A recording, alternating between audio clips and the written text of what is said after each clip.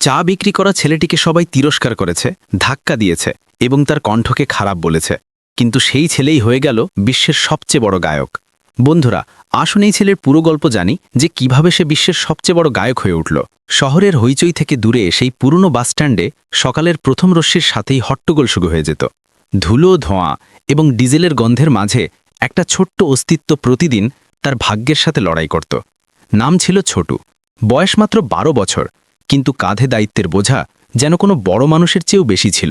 তার বাবা এখন এই দুনিয়ায় নেই এবং ঘরে এক অসুস্থ মা ছিল, যার ওষুধের খরচ ছোটুর চায়ের কেটলির উপর নির্ভর করত।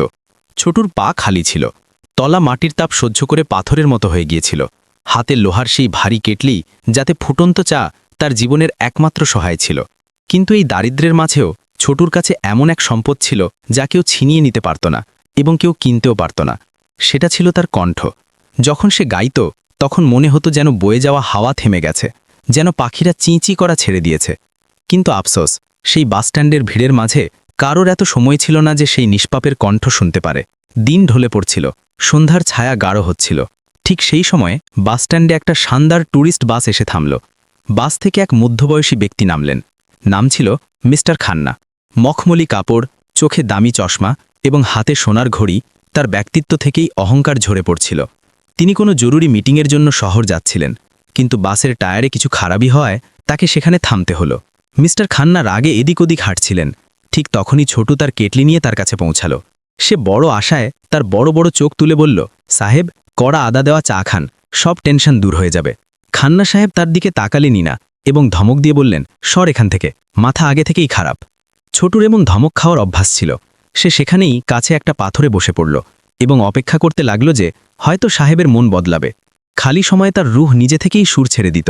সে চোখ বন্ধ করে একটা পুরনো শাস্ত্রীয় বন্দিশ গুনগুনাতে লাগল। তার কণ্ঠ সেই হইচইপূর্ণ বাসস্ট্যান্ডে একটা মিষ্টি ঝর্ণার মতো বয়ে যেতে লাগল। আশেপাশের কিছু যাত্রী মুগ্ধ হয়ে তাকে দেখতে লাগল, কিন্তু খান্না সাহেবের কাছে এই মধুর সঙ্গীত শব্দ মনে হচ্ছিল। তার রাগ ফেটে পড়ল।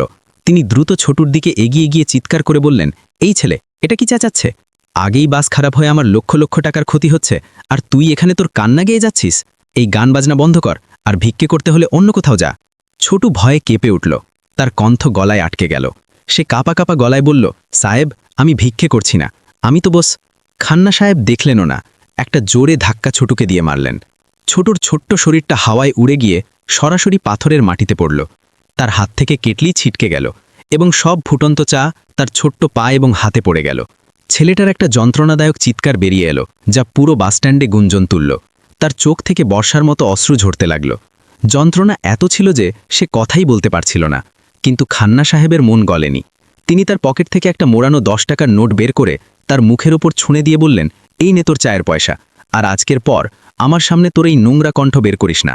তোর মতো রাস্তার ছেলেদের গান মানায় না। আশেপাশে দাঁড়ানো লোকেরা শুধু তামাশা দেখতে লাগল। কেউই সেই ছেলেকে তুলতে এগিয়ে এলো না। বৃষ্টি শুরু হয়ে গিয়েছিল। আকাশও হয়তো সেই ছেলের ক্ষতগুলোতে কাঁদছিল। ছোটু কাপা হাতে মাটিতে ছড়ানো সেই কয়েকটা রেজগাড়ি কয়েন জড়ো করল, যা তার মায়ের ওষুধের জন্য ছিল। সে তার ছেঁড়া কুর্তা দিয়ে তার অশ্রু মুছল এবং এক কোণে দিয়ে ফুপিয়ে কাঁদতে লাগল। সেই মুহূর্তে তার নিজের দারিদ্র্যের প্রতি ঘৃণা হয়ে গেল। সে ঠিক করে ফেলল যে সে আর কখনো গাইবে না। তার মনে হলো যে সঙ্গীত ধনীদের সম্পত্তি এবং তার মতো কণ্ঠ শুধু অপমান সহ্য করার জন্যই তৈরি। বৃষ্টি আরও জোরে হয়ে গিয়েছিল। বাস স্ট্যান্ডের হলুদ আলোয় পড়া ফোঁটাগুলো এমন লাগছিল যেন আকাশ থেকে সুই পড়ছে। ছোট একটা পুরনো শেডের নিচে গুটি সুটি মেরে বসেছিল। তার জ্বলন্ত পায়ে কাদার ঠান্ডা জল লাগাচ্ছিল। তার মনে খান্না সাহেবের সেই কথাগুলো বিষের মতো ঢুকে গিয়েছিল। তোর মতো রাস্তার ছেলেদের গান মানায় না। সেই নিষ্পাপ ছেলে মেনে নিয়েছিল যে হয়তো তার ভাগ্যে শুধু খালি কেটলি এবং লোকের ধমকই লেখা আছে। কিন্তু তবুও ছোটু তার মাকে মনে করে গুনগুনাতে লাগল, কারণ গানই ছিল তার একমাত্র সহায়, যা তার যন্ত্রণা কমাত। ঠিক তখনই বাসস্ট্যান্ডের ঠিক বাইরে একটা কালো রঙের লাক্সারি গাড়ি এসে থামল। গাড়ির ইঞ্জিন খারাপ হয়ে গিয়েছিল। তার থেকে এক ব্যক্তি বেরিয়ে এলেন। নাম ছিল আরিয়ান রাজ। সঙ্গীতের দুনিয়ায় এই নামের কোনো পরিচয়ের দরকার ছিল না। আরিয়ান সেই মানুষ যিনি মাটি থেকে তুলে অগুন্তি তারকাকে আকাশে পৌঁছে দিয়েছেন। কিন্তু আজ তিনি নিজেই বিপদে ছিলেন। তার পরের বড় ফিল্মের রেকর্ডিং সেশন ছিল এবং তার গাড়ি ঠিক সেই সময়ে ধোঁকা দিল। আরিয়ান বিরক্ত হয়ে মেকানিককে ফোন করছিলেন।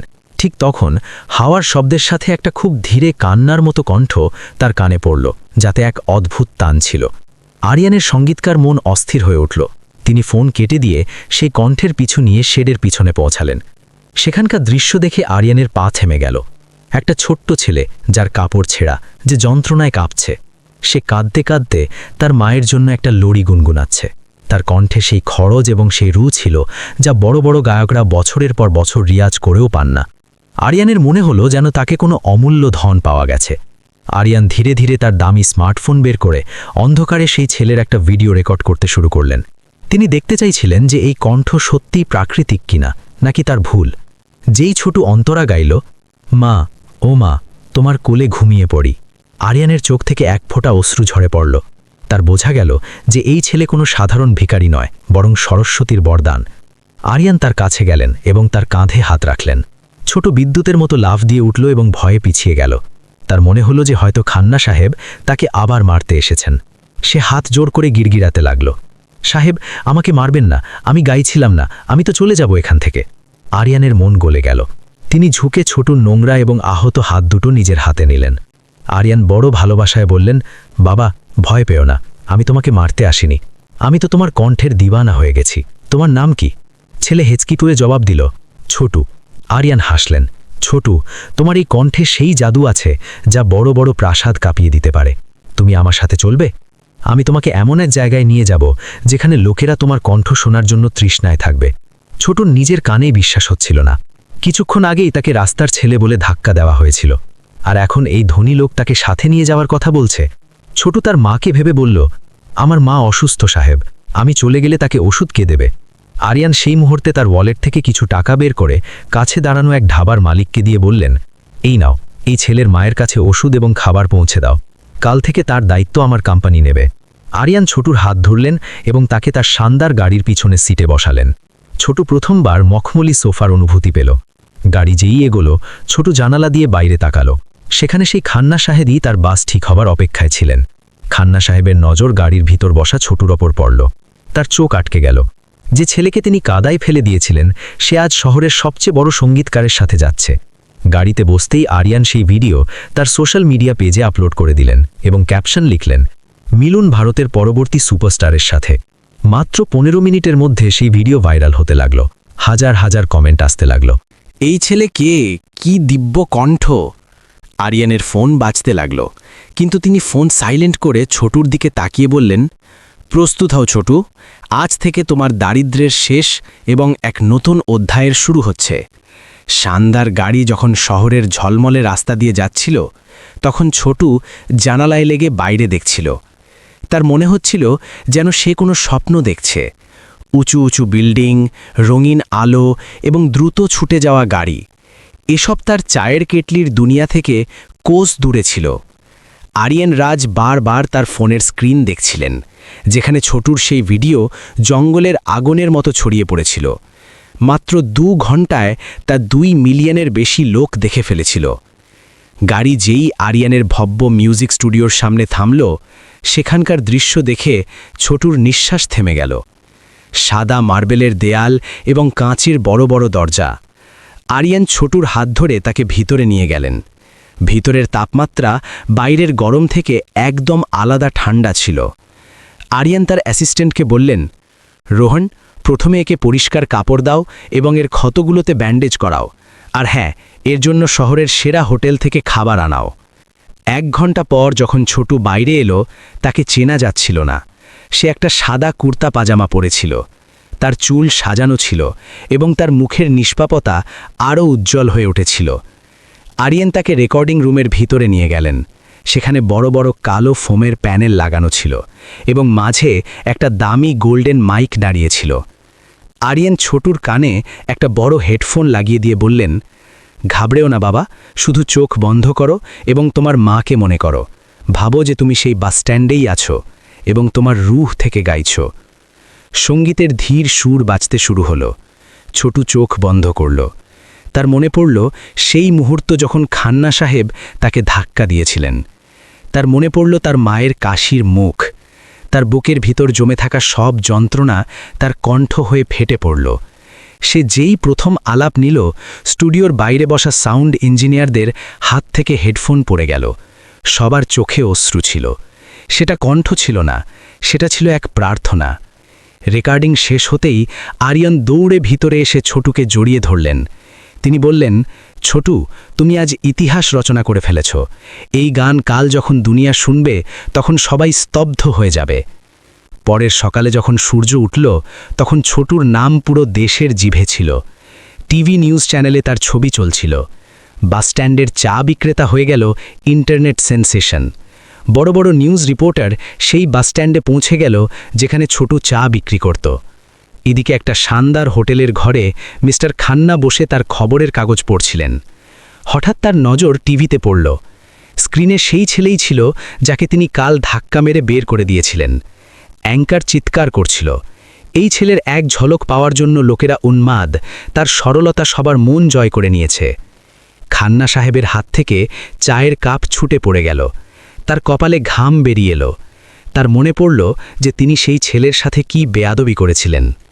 সেই সন্ধ্যায় আরিয়ান একটা খুব বড় প্রেস কনফারেন্স ডাকলেন। পুরো দেশের মিডিয়া সেখানে উপস্থিত ছিল। আরিয়ান ঘোষণা করলেন, আজ আমি আপনাদের সেই কণ্ঠের সাথে মিলিয়ে দেব যা আমাকেও কাঁদিয়ে ছাড়ল। যেই ছোটু স্টেজে এলো, হাজার হাজার ক্যামেরার ফ্ল্যাশলাইট জ্বলে উঠল। ছেলেটা ঘাবড়ে গেল, কিন্তু আরিয়ান তার হাত ধরে রেখেছিলেন। ঠিক তখন ভিড়ের পিছন থেকে একটা কণ্ঠ এলো, আমাকে ভিতরে যেতে দিন, আমার সেই ছেলের সাথে দেখা করতে হবে। সে আর কেউ নয়, মিস্টার খান্না। তিনি দৌড়ে স্টেজের কাছে এলেন। বাউন্সাররা তাকে থামানোর চেষ্টা করল, কিন্তু ছোটু তাকে চিনে ফেলল। খান্না সাহেবের চোখে এখন অহংকার নয়, বরং অনুতাপ এবং ভয় ছিল। তিনি পুরো দুনিয়ার সামনে সেই ছোট্ট ছেলের সামনে হাত জোড় করে দাঁড়িয়ে পড়লেন। খান্না সাহেব কাঁপা কণ্ঠে বললেন, বাবা, আমাকে মাফ করে দাও। আমি তোমাকে চিনতে পারিনি। আমি তোমার কণ্ঠের মজা উড়িয়েছি, তোমার দারিদ্র্যের অপমান করেছি। আজ আমার সব সম্পত্তি তোমার এই এক কণ্ঠের সামনে ফিকে পড়ে গেছে। পুরো হল স্তব্ধ হয়ে গেল। ক্যামেরার লেন্স খান্না সাহেবের ঝুঁকে পড়া মাথায় আটকে গেল। প্রেস কনফারেন্সের সেই বড় হলে নিস্তব্ধতা নেমে এলো। হাজার হাজার ক্যামেরার নজর ছোটুর মুখে আটকে ছিল। সবাই দেখতে চাইছিল যে এই ছেলে সেই মানুষকে মাফ করবে কিনা যে তাকে অপমান করেছিল, যে তার ক্ষতের উপর নুন ছিটিয়েছিল। খান্না সাহেবের মাথা ঝুঁকেছিল এবং তার চোখ থেকে অনুতাপের অশ্রু পড়ছিল। আরিয়ান রাজও তার নিঃশ্বাস থামিয়ে রেখেছিলেন। তার মনে হলো যে হয়তো ছোটু আজ তার প্রতিশোধ নেবে, কিন্তু তখন সেইটাই ঘটল যার কেউ কল্পনাও করেনি। ছোটু ধীরে ধীরে তার চেয়ার থেকে উঠল এবং হেঁটে খান্না সাহেবের কাছে পৌঁছল। সে তার ছোট্ট হাত দিয়ে খান্না সাহেবের জোড়া হাত ধরল এবং নিচে নামিয়ে দিল। ছোটুর চোখে কোনো রাগ ছিল না, বরং সেই পুরনো নিষ্পাপতা ছিল। ছোটু মাইক ধরল এবং খুব ধীর কণ্ঠে বলল, সাহেব, আপনি মাফ চাইবেন না। যদি সেদিন আপনি আমাকে ধাক্কা না দিতেন তাহলে হয়তো আমার চোখে সেই অশ্রু আসত না, আর সেই অশ্রু না এলে আমার কণ্ঠে সেই যন্ত্রণা থাকত না যা শুনে আজ পুরো দুনিয়া আমাকে ভালোবাসা দিচ্ছে। আপনি আমাকে পড়িয়ে দিয়েছিলেন, কিন্তু উপরওয়ালা আমাকে তুলে নিয়েছেন। এত বলে ছোটু তার পকেট থেকে সেই মোড়ানো 10 টাকার নোট বের করল যা খান্না সাহেব তার মুখে ছুঁড়ে দিয়েছিলেন। ছোটু সেই নোট খান্না সাহেবের হাতের তালুতে লিখে বলল, এটা আপনার আমানত ছিল সাহেব।